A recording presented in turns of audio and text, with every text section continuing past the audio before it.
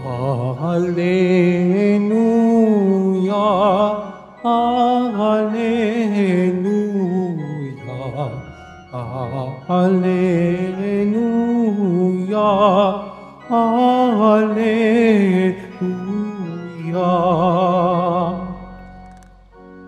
Sa pagmamahalan natin, ang Diyos ay ating kapiling, pag-ibig niya'y lulubusin.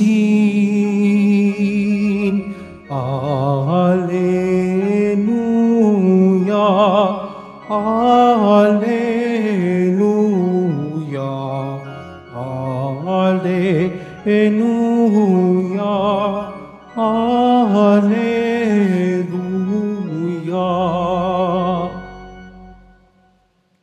Sumainyo ang Panginoon at sumayo rin. ang mabuting balita ng Panginoon ayon kay San Lucas. Papuri sa iyo, Panginoon.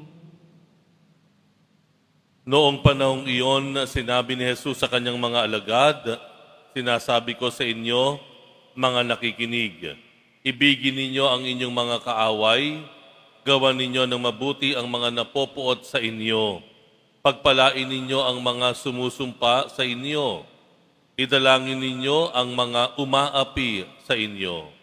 Kapag sinampal ka sa isang pisngi, iharap mo rin ang kabila.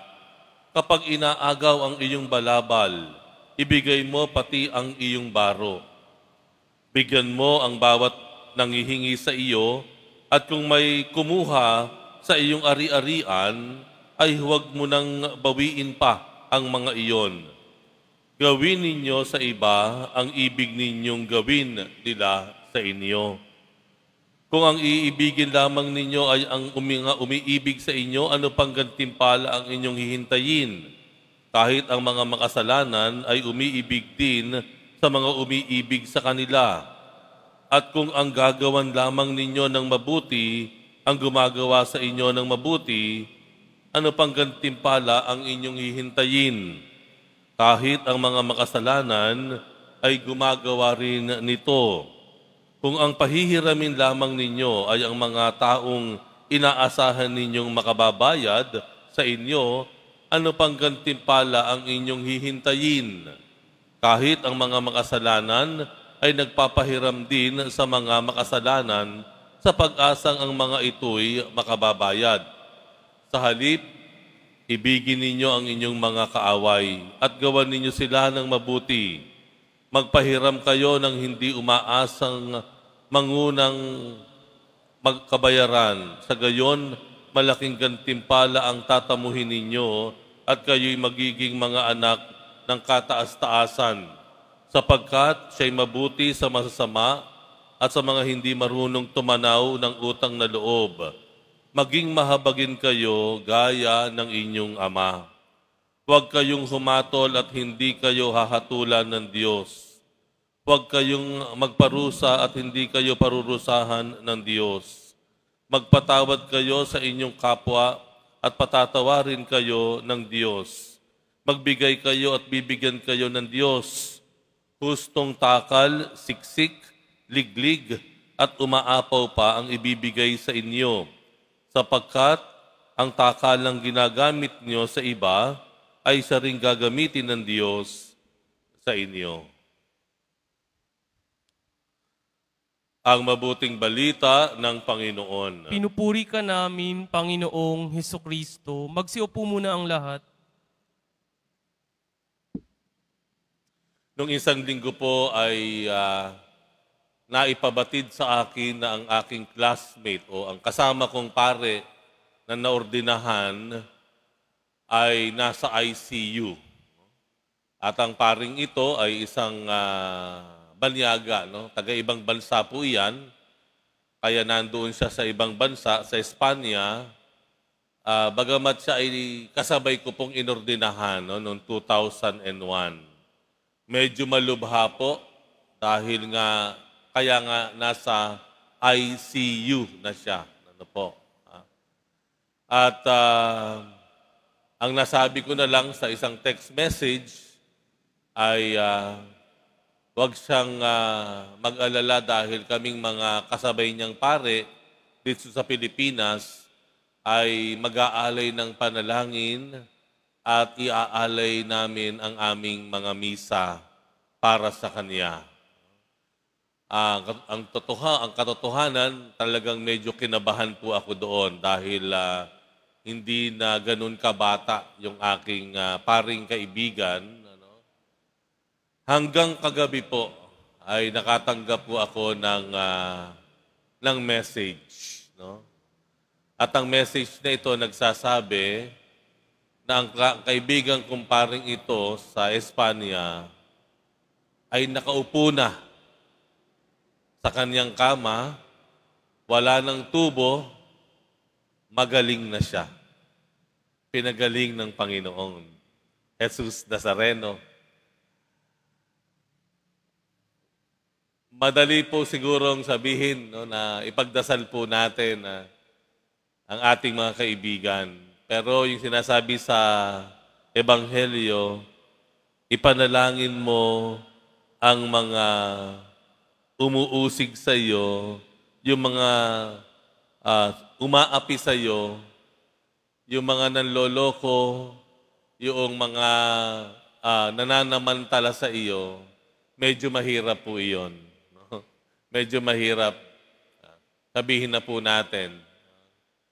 Pero kung titignan po natin yung Ebanghelyo, ay totoong iyon naman talaga ang kalooban ng Diyos. Bakit? Kasi yung gumawa po ng mabuti sa taong mabuti rin sa iyo, yan po ay natural. Ano ibig sabing natural? Kahit yung pinakamasamang tao sa buong mundo, gumagawa ng mabuti sa mga tao rin gumagawa ng mabuti sa kanila. Kahit po yung sabihin nating makasarili o madamot na tao sa mundo, nagbibigay po yan dun sa mga tao na nagbibigay sa kanila. Yung mga tao na sinasabi nyo natin na napakasamang tao niyan, para sa iyo lang yon. Dahil yan, mabuting tao yan, dun sa mga kaibigan niya. Dun sa mga tao siguro na kinasusuklaman natin dahil sadyang napakataray, no? Sama. Siguro sa atin lang po iyon. Pero tanungin mo yung mga kaibigan niya, mabait yan. Natural po kasi Natural iyon Kung papaanong tayo mabait sa mga kaibigan natin, yung mga taong akala natin masama, mabuti rin yan sa mga taong mabuti sa Kanya. Yun po talaga, ganun po talaga. Nagkataon lamang na hindi natin kaibigan, kaya hindi ganun kabuti sa atin.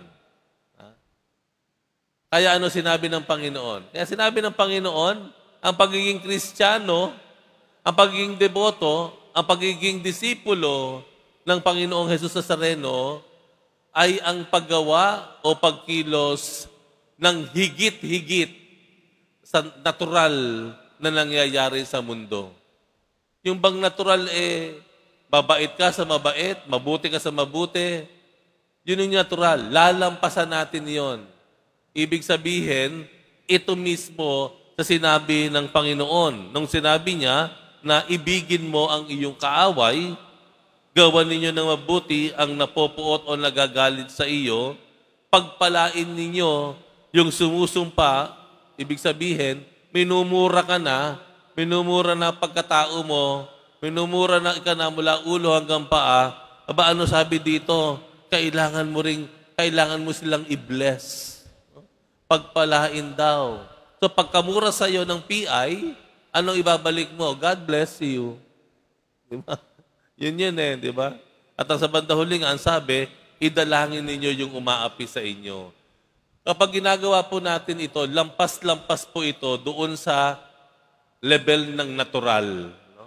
Level ng pangkaraniwan. Ibig sabihin. At ganoon na, hindi naman nagkulang ang Panginoong Jesus sa halimbawa. Hindi naman mahirap unawain yon dahil mismong ang ating Panginoong Jesus Nazareno, sa kanyang buhay, nakita natin kung paano niya pinatawad, binalikan ng katapatawaran yung mga taong umuusig sa kanya. No? Nakita natin kung paano niya naging mabuti siya sa mga taong gumagawa ng masama sa kanya.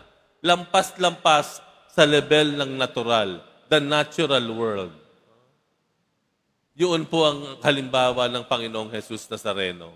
Yan po ang kanyang habilin, yan ang kanyang aral. At yan ang ating gagawin. No? Huwag nating hintayin, ika nga, no? na gumawa ng mabuti sa atin para gumawa tayong ng mabuti sa Kanya. Huwag nating hintayin na tayo ipatawarin bago tayo magpatawad sa Kanya. Ano sabi dito? Gawin ninyo sa iba ang ibig ninyong gawin nila sa inyo. Kung titingnan natin sa bandang huli ng Ebanghelyo, it is about initiatives. Inisyatibo, ibig sabihin ay tayo ang gagawa. Positibo at magsisimula, that the initiative will start from us. Hindi yung paggawa ng mabuti po, hindi yung pagganti. Yung pagpapatawad, hindi yung pagbabalik ng kapatawaran. Ang sinasabi ng Panginoon dito, sa bandang huli ng Ebanghelyo, dapat po, it is an initiative. It is isang bukal sa puso. No? Ito ay hindi natin hihintayin na gawan tayo ng mabuti bago tayo gumawa ng mabuti. Ang pagiging deboto, ang pagiging Kristiyano o disipulo ng Panginoong Jesus ay pangunguna. Uunahan mo ng gumawa ng kabutihan. Hindi ka pa ginagawa ng kabutihan, gawin mo na. Dahil yan ang tawag. Dahil yan ang bukasyon sa atin. Gagawa tayo ng mabuti, hindi dahil ginagawan tayo ng mabuti, kung hindi, ito ay bahagi dapat ng ating buhay bilang mga disipulo ng Panginoong Jesus Nazareno. Muli, ang paanyaya ng Panginoon. Lampasan natin yung level ng natural. Muli, sinasabi ng Panginoon, gumawa tayo ng mabuti, hindi bilang isang sukle o pagganti sa kabutihang natanggap natin, kung hindi ito mismo ang tawag sa atin ng Diyos, ito mismo ang kahulugan ng ating buhay.